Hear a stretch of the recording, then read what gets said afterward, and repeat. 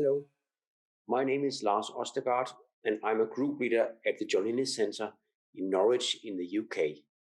And I'd like to thank the organizers of the Canola Discovery Forum for inviting me to give a talk about some of the work we've been doing. Today, I will talk to you about the environmental effects on pod shatter that we observe in oilseed rape or canola, and also the genetic basis underlying these effects. So cell separation is one of the most important processes in plants and in nature, and allows organs to separate from the mother plant by abscission, as happening in this picture with a petal falling to the ground.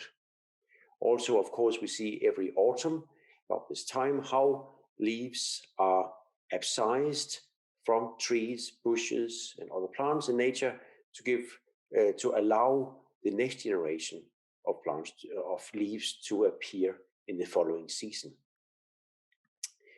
In crop domestication, since the very early days, being able to control seed dispersal, which also happens through cell separation processes, has been key. And for instance, this has been solved for wheat and rice, as these pictures show, many thousands of years ago, where the farmers are able to collect all the seeds from the plants growing in the field upon harvest. But I think most people who are listening here will appreciate that this is not the case for canola. In fact, there are huge losses each year from this phenomenon called pod shatter, where pods are opening in the field and releasing the seeds. In the UK, the average loss per year is about 20%, but it can increase to 70% under severe weather conditions, so it's like a hailstorm comes in just before harvest.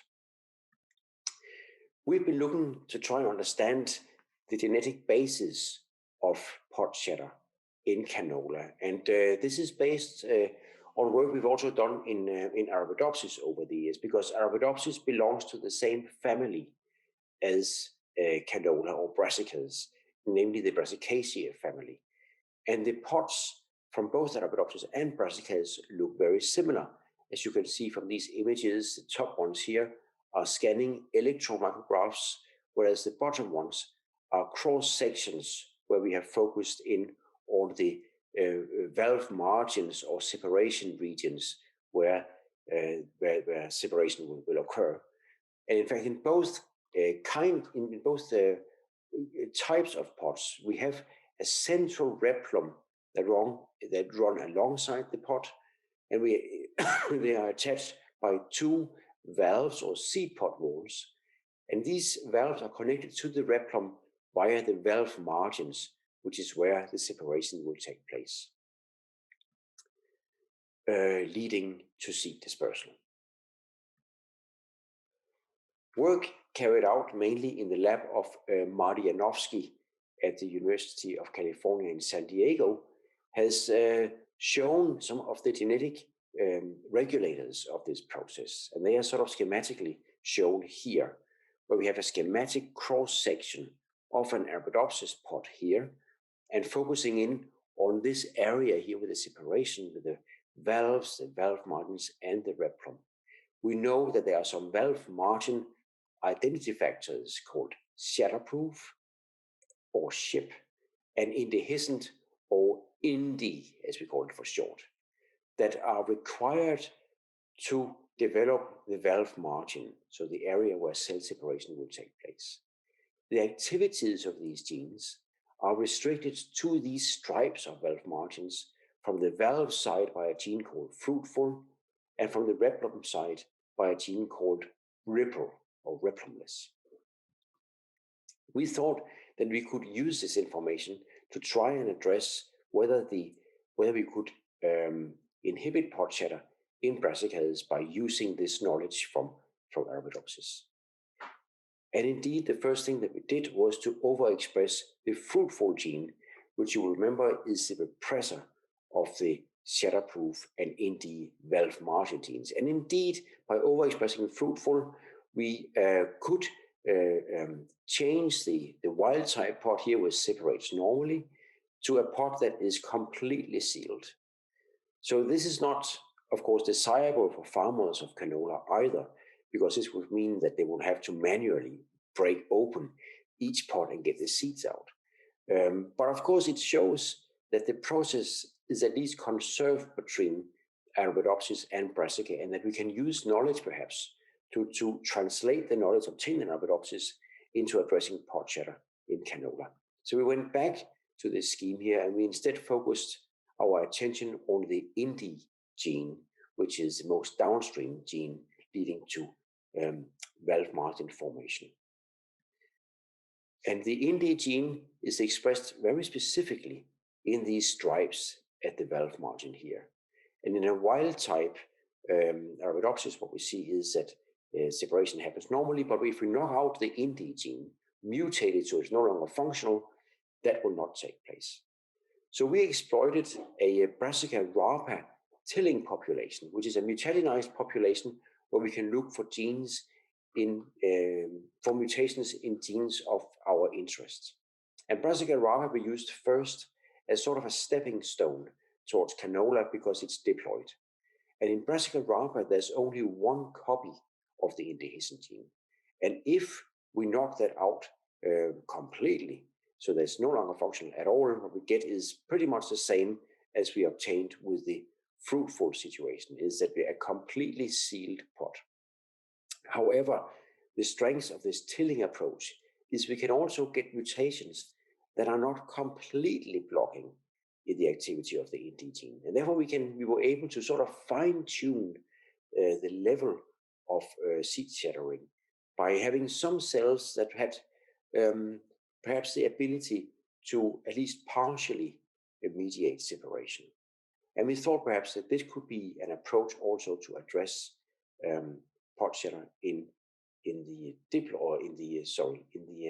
amphidiploid, tetraploid Brassica napus. So if we look at a phylogeny of the Indi gene in Arabidopsis and Brassica with hex 3 here as a relative in Arabidopsis, but an outgroup in this case, we find that the dehiscence gene is related to both a Indi homolog in Brassica oleracea, which is another diploid containing the C genome, and of course also the Brassica rapa, which contains the A genome. But Brassica napus, which is canola, has 2 copies of dehiscence, one on the A genome and one on the C genome, which suggests that we might have to mutate both of these genes in order to get the effect that we are looking for. So we also used a mutagenized population of Brassica napus in this case here, and we found mutations in both the A genome copy and in the C genome copy. These mutations are most likely not making the dehiscence gene completely infunctional. In fact, it only changes some amino acids to other amino acids, but it could at least dampen the activity, is a suggestion. We made combinations of all these mutations, as you can see in this panel here. We took these 4 mutations on the A genome, 4 mutations on the C genome, and then we combined them into all possible double mutants. And we then tested the effect of these mutants using an assay for pot shatter resistance. And we call it the random impact test because it involves a Tupperware or plastic bowl, as you can see here, where we would put the pots in together with some ball bearings and then insert this plastic bowl into a machine that if you press this red button over here, it will then shake vigorously for 8 seconds. We will then open the machine, take the lid off, and count the number of pots that have shattered during these 8 seconds, and then plot them like over, you can see over on this side here, with an x-axis of time, a y-axis of number of intact pots. And that will then give these decay curves. And the half-life, so when 10 pods have been opened, will then be a measure of pod shatter resistance. And you can see 3 examples of this over here with 2 samples in each. This works remarkably reproducible, and we managed to obtain data for the double mutations that I mentioned before. I should say that each single mutant did not produce any result that was different from wild type, which is a variety called cabriolet. What we can see here is that the double mutants, they have reduced shattering to various degrees, and the best candidate, which has most resistance to shattering because it takes the longest to break the pods, is this combination where a methionine in position 67 is changed to an isoleucine on the A genome copy, whereas a glycine in position 53 is changed to an arginine in the C genome copy. In fact, if we compare these data to shattering of known varieties, including cabriolet itself, the background, we can see there is a clear increase in the resistance to shattering compared to both apex, tempo, and indeed about 2.5 times increase in shattering resistance to the wild type cabriolet. It's not as resistant as 2 lines we also have worked with, but these lines are double haploid lines that have other issues such as infertility. So we think this is a step, certainly a step in the right direction, and could have great potential when breeding into current varieties. So I'd now like to change gear a little bit by explaining how effects of changes in the weather patterns are also affecting the yield of oilseed rape and also affecting indeed pod shatter in canola. So a few years ago, in fact in 2016, was a very strange year because Christmas Day on 2015 was warmer than the 1st of June, first day of summer in 2016. And this was just one example, but over these recent years, our canola becomes very confused. We grow winter type canolas that are planted in the autumn and have to go through a period of cold during the winter in order to flower in the following spring, a process called vernalization. But in recent years, our canola plants are flowering way too early, maybe sometimes even in January or February. And this leads to dramatically reduced yields. We have a consortium that is ongoing right now, where the basic hypothesis, the basic ethos, you could say, is that we believe that it will require some very fundamental understanding of biological processes during plant development in order for us to obtain long-term improved and sustainable brassica crop performance. And the consortium that we have put together is called BRAVO, and it stands for Brassica Rapeseed and Vegetable Optimization, and it is funded by the BBSRC, which is part of UKRI. In this program, we are several groups working together. We are in the final stages now. In fact, it's a 6-year program, and we have 1 year left to try and understand the genetics involving developmental transitions. So, for instance, the timing of flowering, how that leads to reproduction and reproductive tissue development, how fruits and seeds are then formed, how that then leads to germination, and then eventually vegetative development of the next generation. And as you can see in here, fruit shape and pod shatter and seed number, so fruit traits, are also part of this program. And this is where our work comes in. So it started out by an observation made by a postdoc in my group called Xinran Li. She identified that if she increased the temperatures, growth temperatures, shattering occurred early. And this was not just because the development was sped up. In fact, at certain specific stages, similar developmental stages at these temperatures, what she observed was an increase in the number of lignified cells at the valve margin. And it's these cells that are involved in providing the spring-like effect that will lead to shattering of, in this case, Arabidopsis, but also in canola. So she tested this in Arabidopsis, but she also looked at the the canola, to quantify the canola levels at these different temperatures. You can see they increase quite dramatically. And this also correlates with a decrease in shatter resistance at the higher temperatures.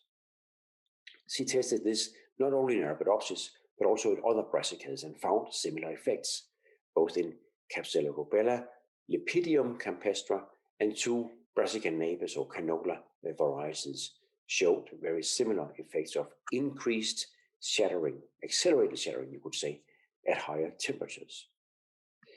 We were interested, of course, in finding out what is the genetic basis for this acceleration of shattering or increased shattering, and tested the expression of some of our candidate genes. So first we tested fruitful and shatterproof. And whereas our internal control, you could say, worked perfectly well, showing that induction of gene expression in response to increased temperature was occurring because the heat shock protein 70 gene was increased in expression. But our fruitful and the 2 shatterproof genes in Arabidopsis were not affected by temperature, so they are unlikely to be the cause of the increase in shattering. We then tested IND as well, our favorite gene perhaps in this pathway, in this network, and we used a reporter line which has a fluorescent protein attached to it, and then focused in on the valve margin region using a confocal microscope. And here we could see that we could observe expression at 17 degrees, but this expression increased as the temperature increased. And if you also looked at the activity of quantified this with the activity of the Venus fluorescent protein, we could indeed see that this effect was quantifiable. So it looks like it is the IND gene that might be responsible for the increase in shattering. But to test this a little bit further, we then used a trick where we created a transgenic version of the dehiscence gene that we could induce by adding this steroid hormone called dexamethasone. And this is just a reporter line first that shows that the expression, so the blue here reflects IND expression. And as you can see, by adding increased levels of the dexamethasone, we could also get increase in the expression of IND. And this is even higher at 22 degrees than it is at 17 degrees. So Shinran then carried out the random impact test assay for fruits growing induced at where IND has been induced with different levels of dexamethasone. And you could also see that inducing IND expression also leads to increase in or rather decrease in resistance to this impact test. So these data strongly suggest that temperature is inducing IND dehiscence, which is then promoting or accelerating the shattering in Arabidopsis and most likely also in other brassicas. But we are going to test this, whether this also has an effect in Brassica napus. And we're going to do this by trying to identify lines and genes that are involved in regulating IND dehiscence, in mediating this temperature-induced expression of IND dehiscence. And to this end, we'll use a diversity set of Brassica napus combined with a genome-wide association study, or rather GWAS analysis. And we have set out a rather big experiment that we have carried out over last summer, which involves a panel of 96 varieties grown in triplicates, both first having been subjected to a 5-degree vernalization of 12 weeks. And so this is this cold treatment that happens after germination when the seedlings have been established. They were exposed to 5 degrees of cold for 12 weeks, or 15 degrees, which is a much milder vernalization and perhaps not even really cold treatment at all. Subsequently, these varieties were then put to grow in either 18 degrees glasshouses or 24 degrees, both for the cold treated ones and for the more mildly treated plants. And this gave rise to a set of 1,100 and so plants that were then assessed in the random impact test.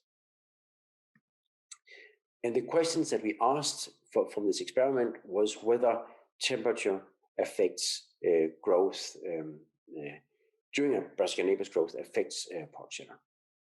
And we used again the random impact test to assess this, as mentioned. And what we found was that on average, if we look across the 93 varieties, the average half-lives, the higher the half-lives, the more resistant the lines are to pod shatter. So having been exposed to 5 degrees vernalization and subsequently 18 degrees growth gave an average of about 51 seconds in the random impact test. And this was indeed decreased to 30 seconds at 24, which agrees with the results that we have, that growing plants at higher temperatures leads to a reduced shatter resistance. Similarly, we found the same for the lines that had been grown at 15 degrees, that they were also reduced after being moved to a growth temperature of 18. The resistance was higher somewhat at 18 than it was at 24. Not a dramatic difference, but even so, same pattern. But what we also were finding interesting was that the effect of vernalization also seemed to have an effect on pod shatter resistance, because the 18 degrees over here that had been isolated to 5 degrees vernalization were more resistant to shattering than the ones grown here at 15, that had 15 degrees vernalization. This is the same both for 18 degrees maturation temperature, but also for the 24, where it went from 30 seconds to 20 seconds. So this we found very interesting. This is just 5 cultivars that I want to show you as examples. You can see here, this is Palmador showing this reduction in shattering, in shatter resistance after having moved to 24 in both cases, and also certainly a decrease as well for the 18 degrees maturation temperature, going from 5 to 15 degrees vernalization temperature. And this is the same for all of these 3 here, more or less. But we did find some, at least these 2 here, that were interesting to us, because here we did not seem to see an effect from going from 18 to 24 degrees from the 5 degree vernalization in both cases here. And they could suggest that the dehiscence gene may be differentially regulated in these 2 lines compared to others. And it would be interesting for us then to find out what is it that makes those lines behave differently in response to temperature. We don't have these results yet, but what we do seem to have found so far is that the temperature is very likely to affect Brassica napus growth, canola growth, both during early stages, such as during the vernalization stage, but certainly also at the late stages, as we had observed also in Arabidopsis. And the next step for us is to use this set and combine it with the GWAS analysis to try and get to genes, to kind of get to the mechanistic basis of what is happening. And I just want to emphasize again how I think the approach that we are taking to this is very valuable in terms of, has been very useful in terms of trying to understand the mechanistic basis in order to get to a fundamental understanding of the biological processes, and that this will hopefully then lead to some long-term improved and sustainable performance of brassica crops, not just for canola, but also perhaps for vegetable crops where seed production is important and also affected by pod shatter. And I'd like to finish by thanking the people involved in the work, especially Emily Knight, Pauline Stevenson, and Shin Wan, who did a lot of this work before they left the lab right now, but also the group in general, and especially Salea, Bart, who is managing our tilling platform. And with this, I thank you very much for listening, and I wish I could be there in person and talk to you about this, but I'm certainly happy to take questions if there's going to be a Q&A session following this. Thank you very much.